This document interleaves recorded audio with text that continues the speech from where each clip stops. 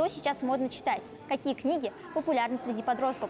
Узнать ответы на все эти вопросы, полистать и почитать книги, а также познакомиться со всеми книголюбами нашего города можно в одном месте. Книжные распродажи – это мероприятие для заядлых любителей почитать, которым открываются многочисленные возможности для приобретения тысячи новых книг. По статистике, в среднем каждый из читающих горожан прочел 5 книг за последние 3 месяца.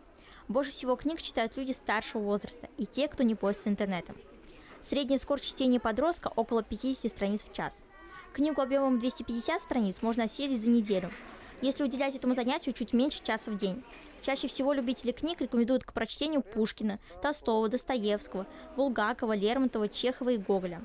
Кстати, время, проведенное с хорошей книгой, помогает развить прекрасные душевные качества – доброту, сострадание, силу духа. Фантастика и книги фэнтези формируют умение мечтать, лучше понимать людей разных рас и мир в целом. Преимущество бумажных книг в том, что они лучше запоминаются, воспринимаются и вызывают больше эмоций.